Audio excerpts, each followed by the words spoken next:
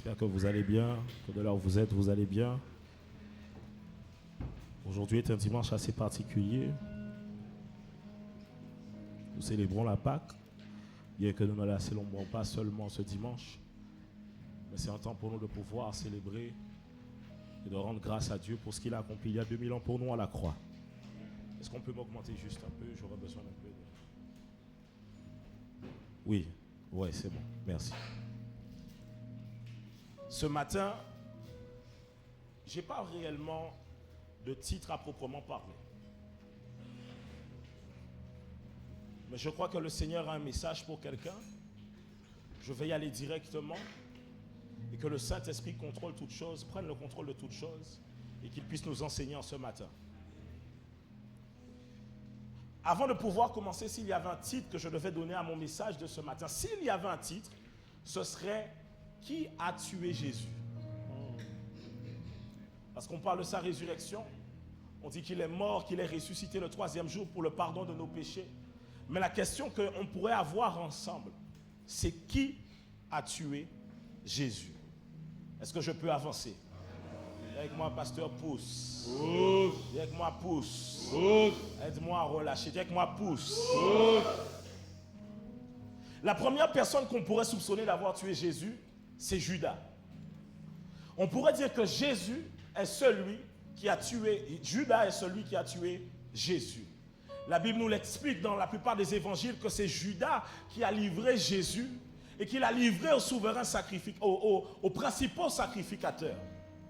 Mais lorsque j'observe bien dans ma Bible, je me rends compte que Jésus n'a pas été livré par Judas sans qu'il le sache, sans qu'il n'était pas au courant.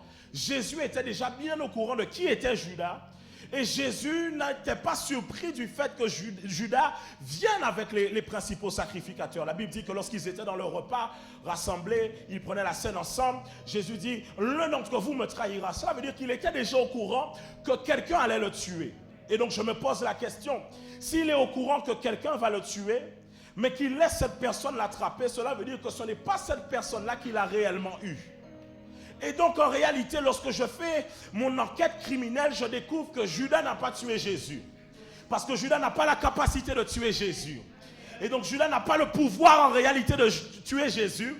Judas n'était que la pièce d'un puzzle qu'on est en train de mettre en place ce matin. Ensuite, on avance un peu plus loin et on va voir quels sont les suspects et les témoins. On cherche à connaître leur alibi. Et la deuxième question qu'on peut se poser, mais est-ce que ce n'est pas la foule qui a tué Jésus? La même foule qui avait les rameaux, qui a crié « Voici le roi », qui ensuite au devant Ponce Pilate a dû crucifier le. La même foule qui a élevé Jésus très haut dans leur estime, mais qui devant, au moment de la croix, ils ont dit « Crucifiez-le ». Et donc on peut se poser la question, est-ce que c'est la foule qui a tué Jésus? Sauf que la Bible m'enseigne que plusieurs fois Jésus était pressé par les gens. Comme un jour on allait le presser du haut d'une montagne près d'une falaise, la Bible dit qu'il passa au travers d'eux. La Bible même explique qu'un jour, Jésus va expliquer qu'il est né avant Abraham et qu'il a vu la naissance d'Abraham. Et pour les Juifs, ça va être comme un scandale. La Bible va nous dire que Jésus, qu'est-ce qu'ils vont faire? Ils vont prendre des pierres pour le lapider. Mais Jésus les esquiva et s'en allèrent. Cela veut dire que si la foule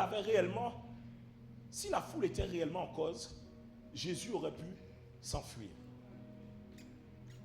On va se poser alors la question ensemble. Est-ce que c'est Rome qui a tué Jésus? La Bible nous le dit. Ponce Pilate arrive. Il reçoit Jésus de la part des principaux sacrificateurs et il le questionne. Et il se rend compte que Jésus n'a rien de mauvais à l'intérieur de lui. Donc Ponce Pilate va essayer de négocier pour pouvoir dire, est-ce qu'on ne peut pas vous donner quelqu'un d'autre à sa place? Et Jésus va dire, mon royaume n'est pas de ce monde.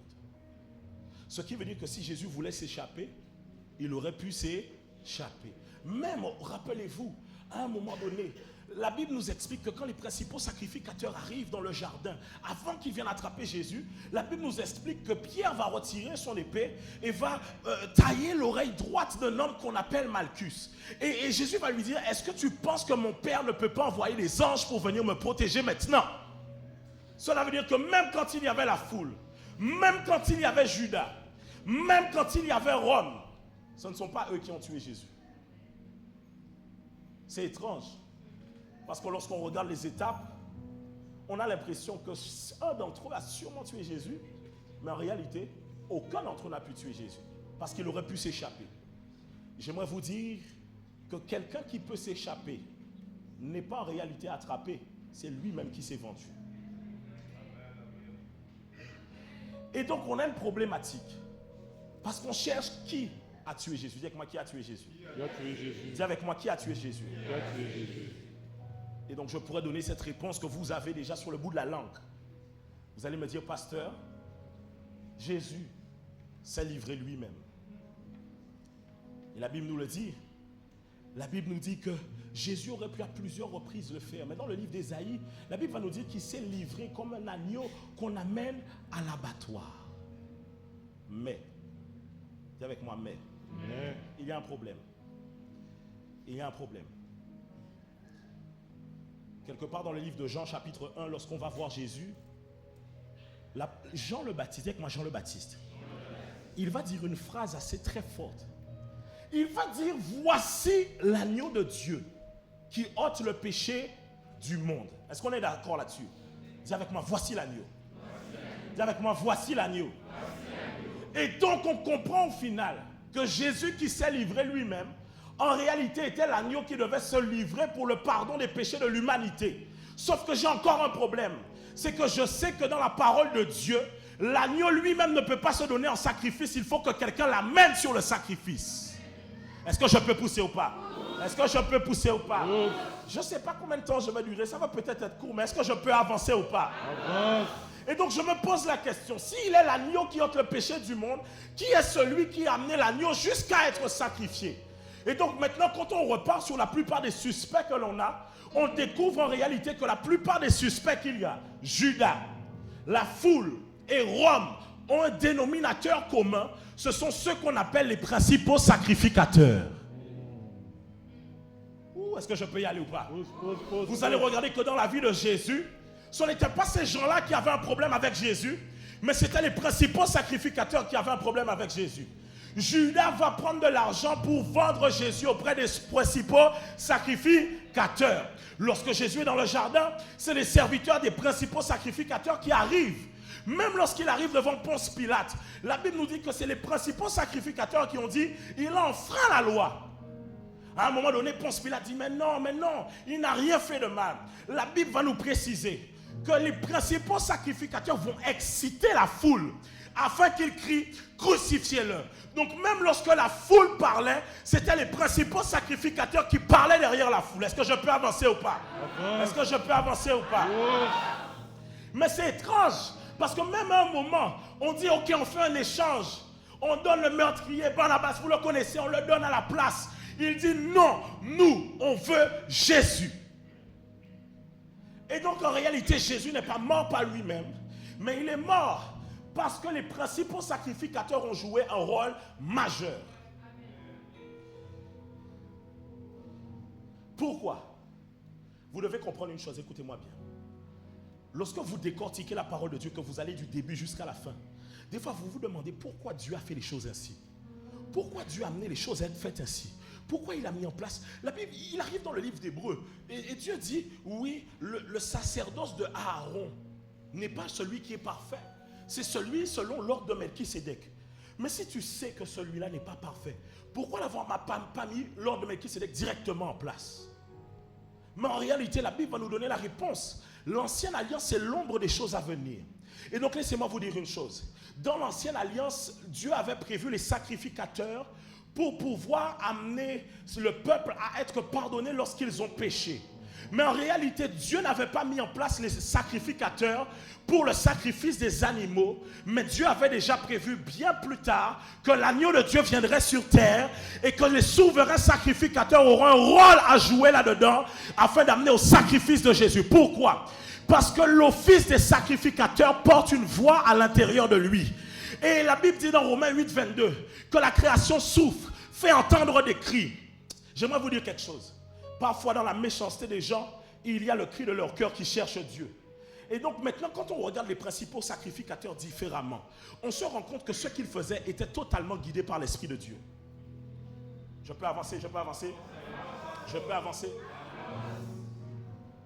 Parce que l'agneau ne peut pas se présenter lui-même, il faut que les sacrificateurs le présentent. Est-ce qu'on est ensemble?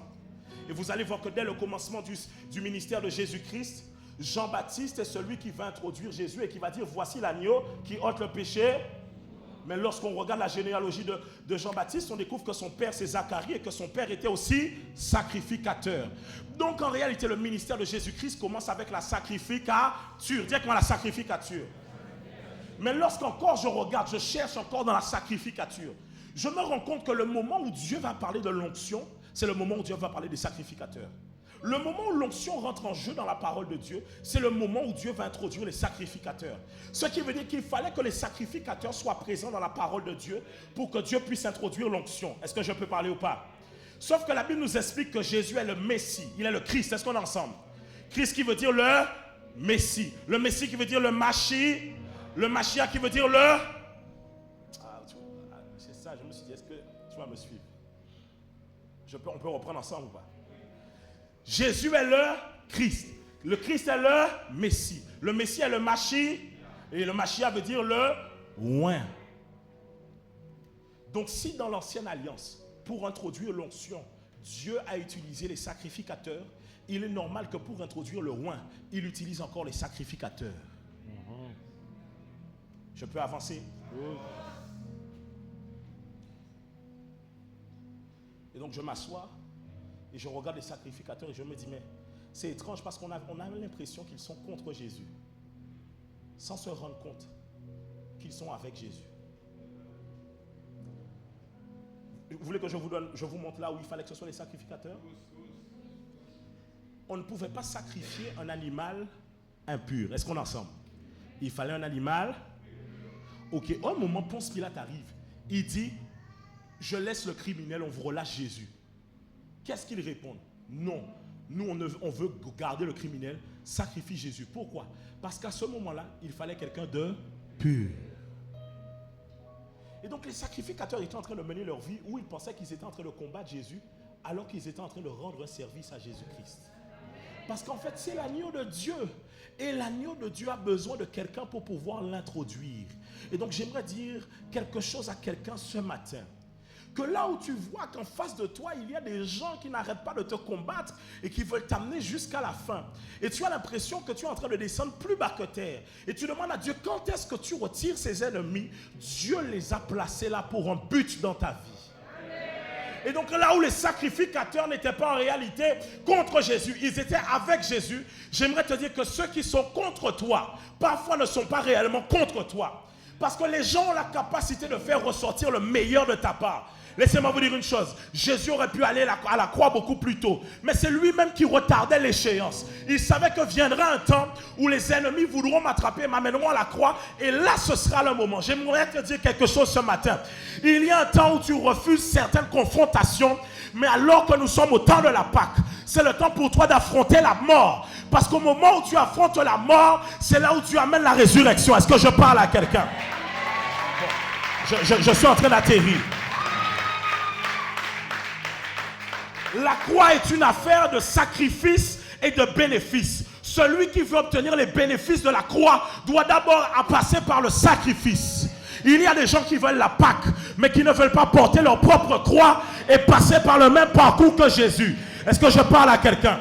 Donc en réalité, il y a des choses qui t'arrivent. Il y a des combats que tu as qui ne sont pas les combats du diable, mais ce sont les combats de Dieu pour pouvoir faire ressortir le meilleur de toi. Parfois tu pries et les choses ne s'arrêtent pas, c'est normal parce que c'est Dieu qui les a envoyés. Oh, je suis venu choquer quelqu'un ce matin. Je dis parfois tu pries, les choses ne s'arrêtent pas. Tu demandes à Dieu quand est-ce que ça va s'arrêter. Dieu ne les fait pas s'arrêter parce que c'est lui qui a envoyé ces combats. Oh, je dis, il donne ses meilleurs combats à ses meilleurs soldats. Dieu ne donne pas Goliath à n'importe qui. Dieu ne donne pas certains géants à n'importe qui. Ah. Est-ce qu'on est ensemble? Est-ce qu'on est ensemble? Et ce qui est étrange, c'est que j'aime les sacrificateurs.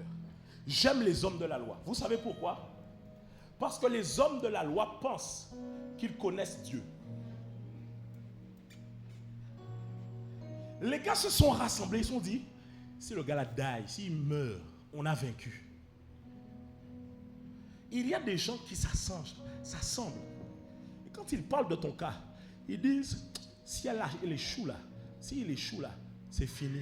On a vaincu le combat pour de bon. Mais il y a une chose que les sacrificateurs n'avaient jamais vue de leurs propres yeux. C'est le sacrifice de l'Holocauste qui ressuscite devant leurs yeux. Alors que les gens, c'est fort. On l'amène à la croix. On le met sur la croix. Quand on l'amène à la croix, on brise ses genoux. Ça veut dire qu'on te dit, tu meurs. Mais même dans ta mort, tu ne te déplaceras plus jamais. On l'amène au tombeau. Et on s'assure de mettre une pierre. Qu'il n'y a qu'une certaine catégorie de gars qui peuvent lever la pierre. Et ça veut dire que dans la vie, des fois, il y a des gens qui sont bénéfiques pour toi parce que c'est eux qui t'amènent dans ta Pâque. La vie chrétienne est un sacrifice, est une mort à soi. Chacun doit porter son combat. Chacun doit prendre sa croix. À un moment, il y a un temps où on se plaint et il y a un temps où on se tait. Ça veut dire qu'à un moment donné, tu dois arrêter de vouloir, d'après toi, te défaire des choses. Tant que tu es sur terre, tu auras encore des combats. Sur terre, c'est une affaire de celui qui est prêt à gagner ou celui qui est prêt à abandonner. Et il pensait pouvoir finir pour de bon avec Jésus. Mais j'aime. La Bible dit qu'il est l'agneau de Dieu qui ôte le péché du monde.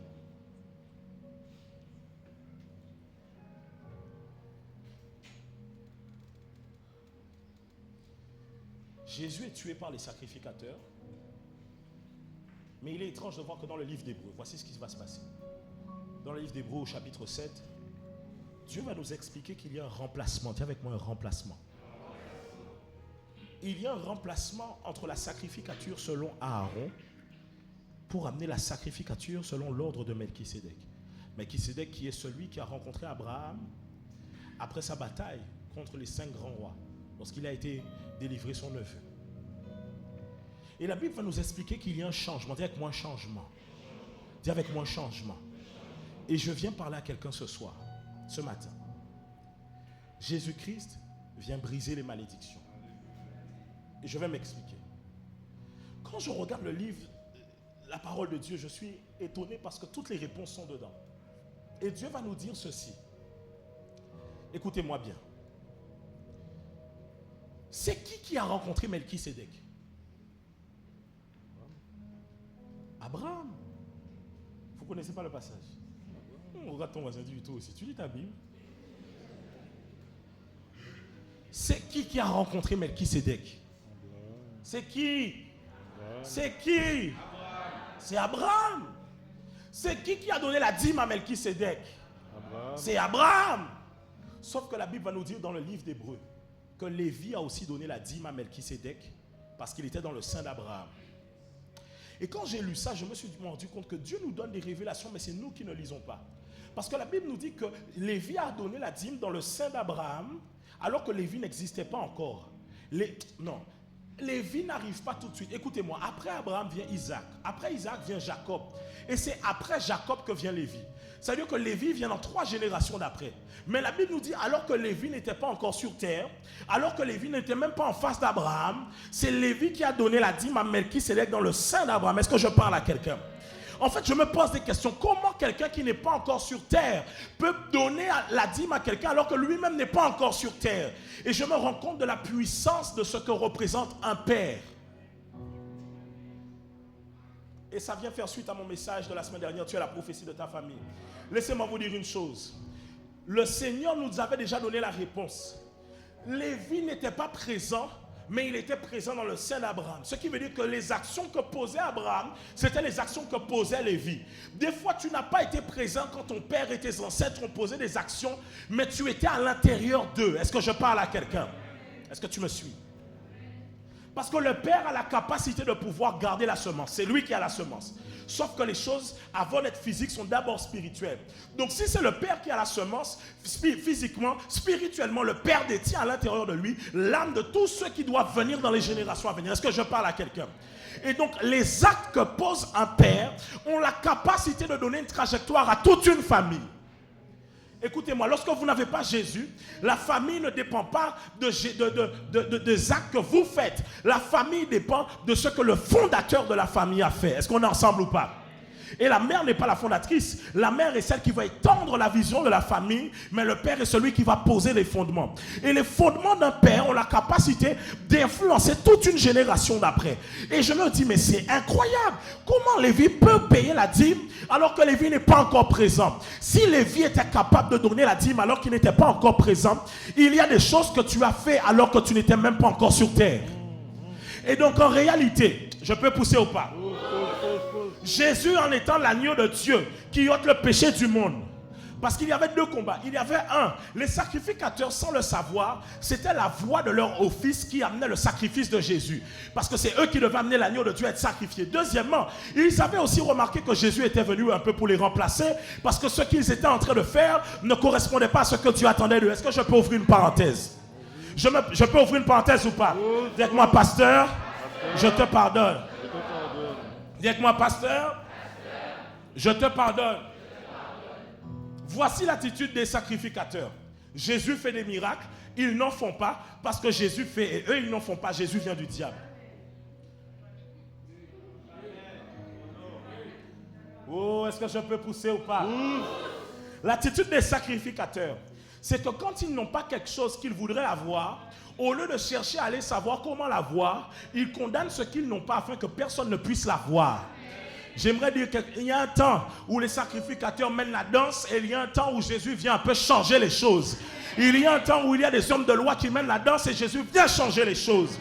Il y a un temps où ici, dès qu'il y avait quelque chose qui se faisait un peu différemment, ça venait du diable, mais ce temps est résolu. Je dis ce temps est résolu. Ça veut dire que ça n'a même pas question de qui va se défendre ou pas. Dieu lui-même va défendre son œuvre. La Bible dit au travers de Gamaliel, ne combattez pas cette œuvre parce qu'il se peut que ce soit Dieu que vous combattez. Je referme ma parenthèse. Donc Jésus vient et il vient remplacer un sacerdoce. Dites-moi, il vient et il remplace un sacerdoce. J'aime ça parce que lorsque j'ai lu ça, j'ai vu ta délivrance dedans. La semaine dernière, j'ai parlé du fait que Lévi avait fait des choses qui ont influencé toute sa génération, ceux qui sont venus après lui. Moïse, j'en ai donné l'exemple. Je peux pousser ce matin. Regardez. Tous ceux qui sont venus après Lévi ont été influencés par Lévi. Parce que si Lévi a fait des choses dans le sein d'Abraham alors qu'il n'était pas présent, ce que Lévi a fait a influencé toute la génération d'après. Mais la Bible vient nous dire que quand Jésus-Christ vient, il vient en tant que souverain sacrificateur et en tant que roi. Donc selon l'ordre de Melchisédek en tant que roi et sacrificateur, il vient remplacer la sacrificature d'Aaron pour amener celle selon l'ordre de Melchisédek. Ce qui veut dire quoi? Qui veut dire que dans la lignée de toi qu'on appelle sacrificateur, tu n'es plus de celle d'Aaron qui hérite des combats des hommes qui t'ont précédé, mais tu es celle de Jésus-Christ qui te libère de la malédiction de ta famille. Est-ce que je parle à quelqu'un ce matin? Et donc Jésus vient changer la donne. Il vient mettre pause au moment où il va à la croix. Et il vient changer le cours des choses. La croix a un côté vertical et horizontal. C'est comme si le vertical, c'est l'héritage. Et Jésus-Christ vient à l'horizontal afin d'amener un stop et que les choses puissent recommencer à nouveau. Amen. Ce que Jésus est venu te dire, c'est qu'alors, parce que vous devez comprendre que on ne pouvait faire certaines choses que parce qu'on appartient à une certaine tribu. Et donc vous ne pouviez pas être sacrificateur si vous n'êtes pas de la tribu de Lévi. Or, par le sacrifice de Jésus, vous êtes rattaché en la foi à Abraham et vous avez la capacité de devenir sacrificateur. Mais ce qui est fort, c'est que vous n'êtes pas sacrificateur selon ce que les hommes ont prévu, mais vous êtes sacrificateur selon ce que Jésus a établi. Et donc, parce que vous êtes sacrificateur selon ce que Jésus a établi, les malédictions de ceux qui vous ont précédés n'ont plus le pouvoir de pouvoir influencer votre vie. J'ai une bonne nouvelle pour toi ce matin.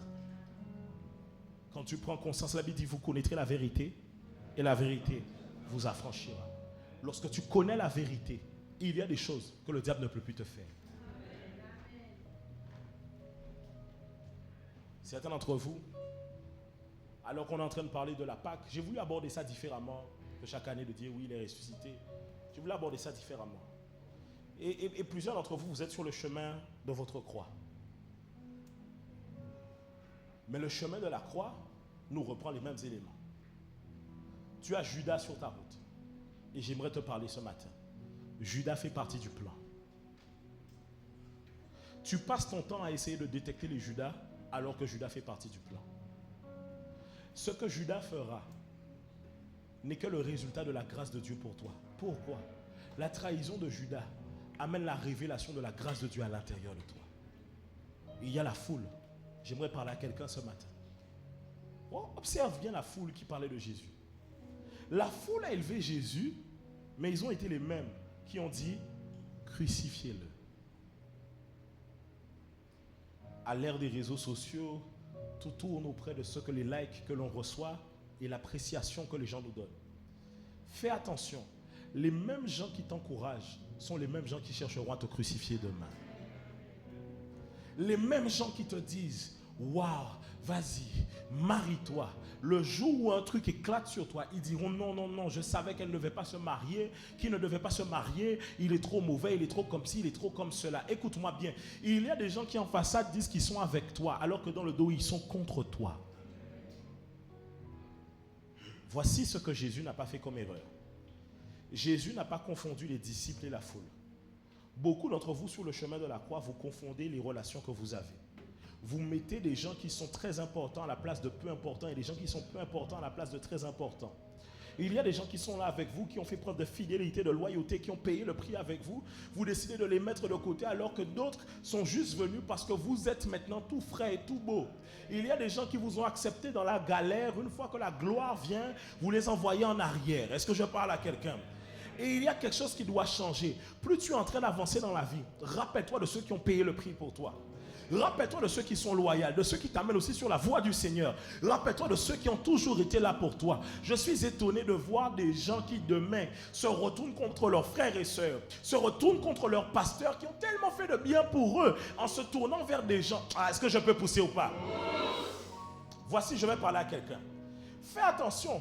Parce que les mêmes gens qui critiquent ton pasteur à tes oreilles, le jour où tu auras besoin d'une délivrance, ce n'est pas eux qui t'imposeront les mains. Est-ce que je peux parler ou pas? Les gens qui parlent mal de ton pasteur devant toi, fais attention parce que quand tu as des problèmes, ce n'est pas eux qui posent les genoux au sol pour toi. Est-ce que je parle à quelqu'un? Tu dois faire attention à ces gens qui veulent t'amener dans des endroits que quand on arrive, ils se perdent et ils te perdent aussi avec eux. Je peux pousser ou pas? J'ai envie d'ouvrir une parenthèse ce matin. Fais attention aux gens qui veulent t'amener à quitter l'église que Dieu t'a donnée, alors que quand tu arrives à l'extérieur, tu te rends compte qu'il n'y a rien qui se passe. Et après tu as honte parce que tu veux revenir, mais tu ne sais pas comment revenir. Ils t'ont dit non, non, viens dehors, tu verras, tu vas entrer dans l'appel de Dieu. Quand tu vas dehors, tu te rends compte que rien ne se passe. Fais attention aux gens qui t'expliquent un chemin qu'ils n'ont jamais emprunté. Est-ce que je peux parler ou pas? Fais attention aux gens qui t'expliquent un chemin qu'ils n'ont jamais emprunté. Tu as des gens autour de la foule, dis-moi la foule. La foule. Non, est-ce qu'on peut s'asseoir et réfléchir à la foule un moment? Jésus-Christ a quand même nourri la foule. Non, non, non, non. La foule le suivait partout. Le gars voulait fuir la foule. Il prend 2 pains, 5 poissons et il nourrit la foule. Même à un moment, les disciples disent aux disciples, nourrissez-les vous-même.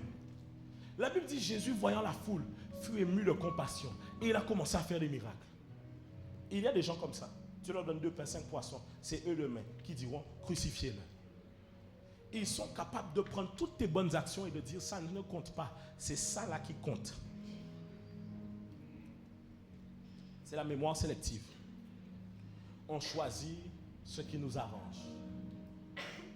Donc j'ai dit Judas. J'aime bien Judas. Judas est quand même fort. Hein? Parce que quand Judas trahit Jésus, il lui fait un bisou. Donc il y a des bisous qui ne sont pas bons. Il y a des je t'embrasse que tu dois esquiver. Oui. Il y a des je t'aime que tu dois esquiver, ma soeur. Oui, je peux parler ou pas ce matin. Il a dit, ma chérie, tu es trop belle que tu dois esquiver des fois. Parce qu'elle met en commentaire sous tes photos. Il y a des gens qui t'envoient un bisou pour prendre de tes nouvelles. C'est pour savoir si la sorcellerie qu'ils ont fait a bien marché.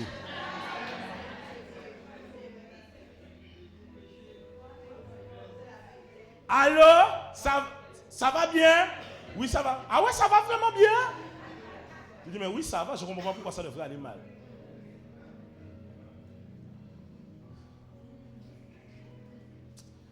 Ah.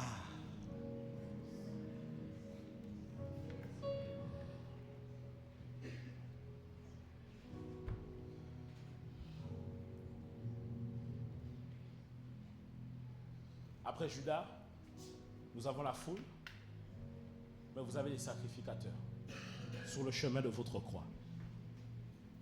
Et c'est eux sur qui j'ai mis de l'emphase.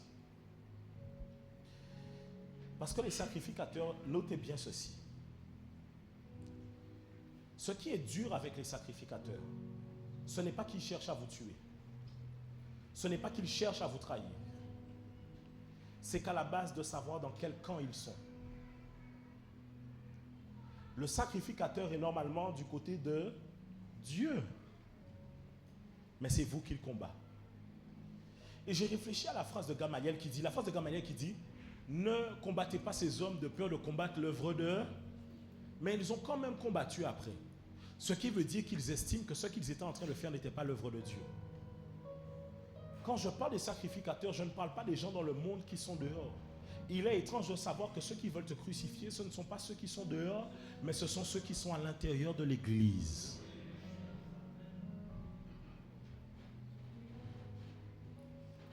La trahison ne vient pas de loin. Elle vient de tout près. De loin, tu te relèves le lendemain matin. Mais de près, pendant longtemps, tu restes à terre. Mais le Seigneur m'a donné une parole ce week-end et j'aimerais te la partager. Ceux qui t'aiment sont plus nombreux que ceux qui te haïssent. Je vais le répéter encore pour quelqu'un. Ceux qui t'aiment sont plus nombreux que ceux qui te haïssent. Le problème, c'est que le diable veut t'amener à te concentrer sur ceux qui te haïssent alors qu'il y a déjà beaucoup de gens qui t'aiment. Et tu es en train de faire de la peine à ceux qui t'aiment parce que quand tu rentres à la maison, tu pleures devant ceux qui t'aiment à cause de ceux qui te haïssent alors que ceux qui t'aiment sont présents déjà. Et ils se demandent, mais pourquoi tu continues à pleurer? Parce que nous, on est là pour toi. Arrête de pleurer pour les gens qui ne pleurent pas pour toi. Arrête de perdre ton temps pour les gens qui ne perdent pas leur temps pour toi. Arrête de vouloir te sacrifier pour les gens qui ne veulent pas se sacrifier pour toi. Est-ce que je parle à quelqu'un? Jésus était Jésus. Moi, je ne suis pas Jésus. Je n'irai pas à la croix pour les gens qui ne veulent pas se sacrifier pour moi. La croix, c'est pour toi-même. Donc, on a dit Judas, la foule, les sacrificateurs. Et voici mon dernier point. C'est qu'en réalité, Jésus a remporté le plus fort avant de prendre le chemin de la croix. Le plus grand combat de Jésus ne s'est pas passé à la croix. Le plus grand combat de Jésus ne s'est pas passé sur le chemin de la croix. Le plus grand combat de Jésus ne s'est pas passé avec Ponce Pilate. Le combat de Jésus s'est passé à Gethsémane. Lorsqu'il dit, Seigneur, si cette coupe peut s'éloigner de moi, alors qu'elle s'éloigne, sinon non pas ma volonté, mais ta volonté. Le plus grand combat que tu iras, quand tu arriveras devant ta croix, c'est toi-même. Tes luttes avec toi-même. À la croix, tu dois être dépouillé. Tu dois être dépouillé de tout ce qui fait ta gloire. Et c'est ainsi que quand tu acceptes Jésus, tu te rends compte que tu étais quelqu'un qui te reposait beaucoup sur ton argent. D'un coup, tu perds beaucoup d'argent. Tu es quelqu'un, tu te reposais beaucoup sur ton physique. D'un coup, tu prends beaucoup de poids. Tu es quelqu'un, tu te reposais beaucoup sur tes cheveux. D'un coup, la calvitie arrive. Tu es quelqu'un qui te reposait beaucoup sur ta réputation. D'un coup, les gens parlent mal de toi. Tu es quelqu'un qui te reposait sur des choses qu'en réalité, Dieu veut que tu puisses perdre en cette saison.